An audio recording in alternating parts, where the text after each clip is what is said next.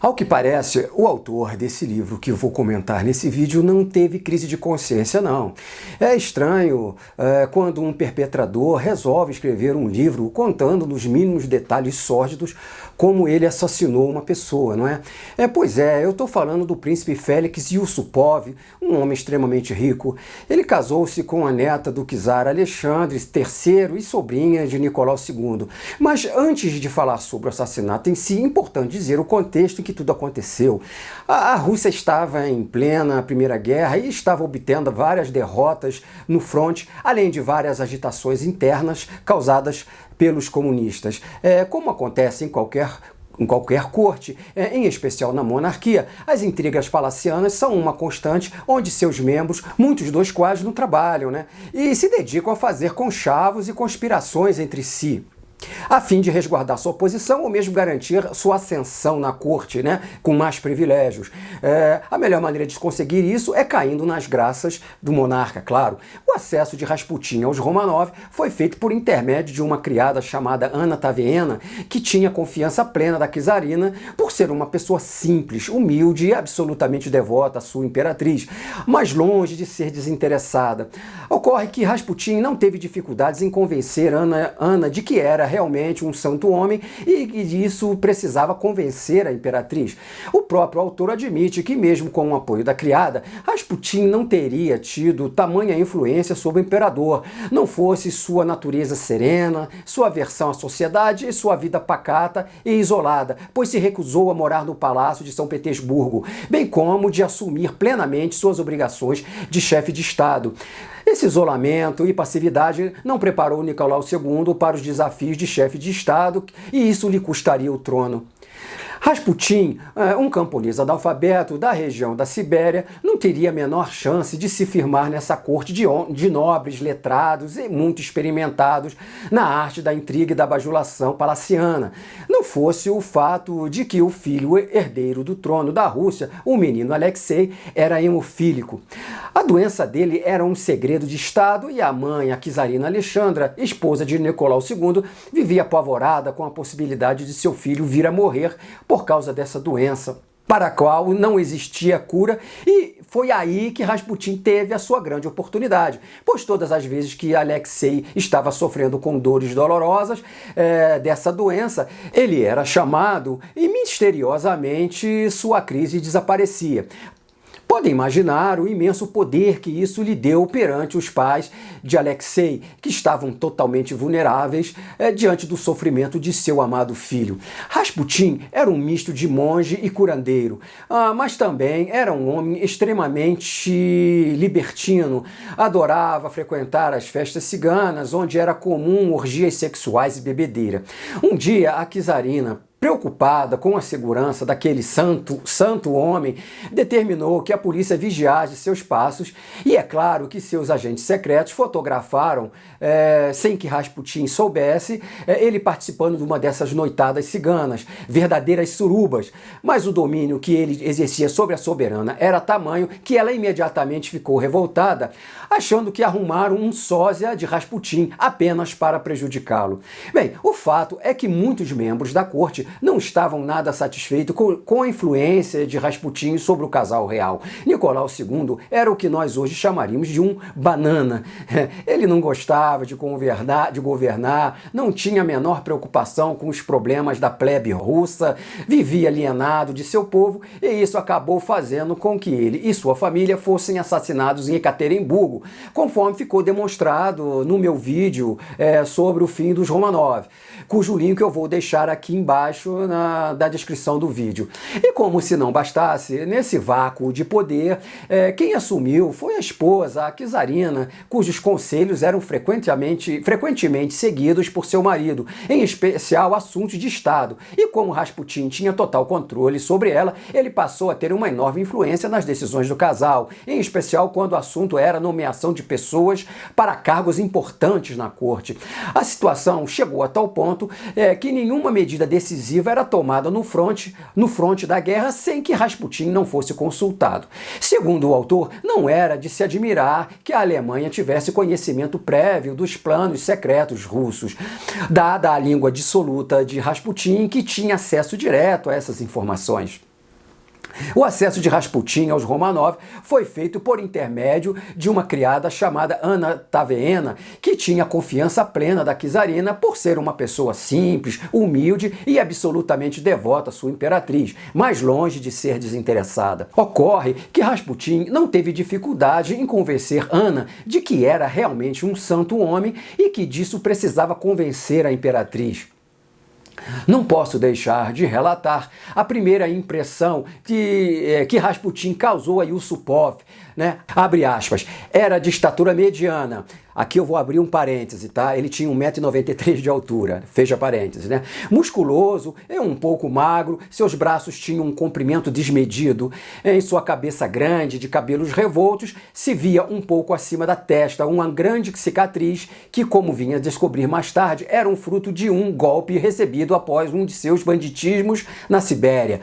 Demonstrava ter 40 anos, sua fisionomia era de um simples camponês. Seu rosto emoldurado em uma barba áspera era vulgar, suas feições eram grosseiras, seu nariz era comprido e seus transparentes olhos cinzentos, esquivos ao olhar, se aprofundavam em suas sobrancelhas. Fecha aspas. Mais adiante, ele afirmou, abre aspas novamente, seu olhar era penetrante, ao mesmo tempo pesado. Nele se sentia realmente uma força oculta e sobrenatural.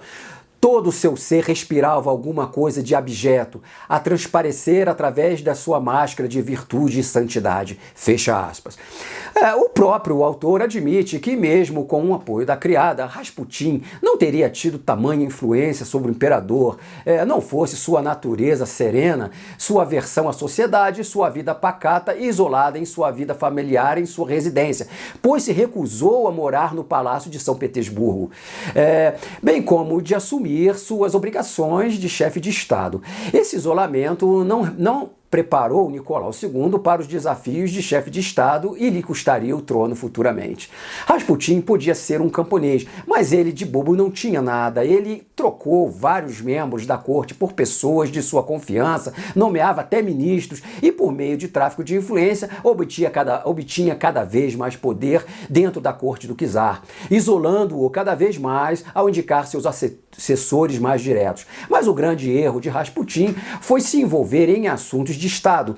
Ele acabou dando um passo maior do que as pernas. Ele ficava dizendo para o czar que ele deveria tirar a Rússia da Primeira Guerra Mundial. Ora, isso despertou a preocupação não apenas do alto comando militar russo, mas também dos aliados na Tríplice Entente, os ingleses e franceses, que temiam que a Rússia os abandonasse. Inclusive, suspeitavam de que membros do entourage de Rasputin, ou mesmo ele próprio, poderia estar passando informações secretas aos alemães, os quais, por sua vez, estavam ajudando os bolcheviques para desestabilizar ou até mesmo derrubar o czar, o que de fato acabou acontecendo. Bom, isso já dá uma boa ideia da gravidade da situação e, como se não bastasse, a plebe russa, o povão, não via com bons olhos essa proximidade de Rasputin com a czarina. Muito menos os representantes do clero, ou seja, Nicolau II tinha motivos de sobra para botar ordem na casa, mas o casal estava tão envolvido e fascinado com os supostos poderes daquele homem santo que isso o tornava intocável. Bastava que ele ameaçasse ir embora e abandoná-los à própria sorte, o que poderia causar a morte de seu filho, que eles logo se submetiam à sua vontade. Um homem chamado Felix Felixovich Yusupov resolveu dar um basta nessa situação. Marido da neta do czar Alexandre II e sobrinha de Nicolau II, de início Yusupov teve dúvida ao pensar no assassinato, mas no tribunal de sua consciência concluiu que Rasputin não passava de um aventureiro e era indispensável eliminar o que ele chamou de rasputinismo, um estamento que colocava a dinastia e o próprio país em perigo. Assim, convenceu um grão-duque e um capitão para juntos perpetrarem o seu assassinato. Para atrair a confiança de Rasputin, Yusupov lhe pediu que o curasse de uma doença e o que ele atendeu prontamente. E no dia da sessão de cura, em sua casa, ele pôde sentir o seu grande poder hipnótico.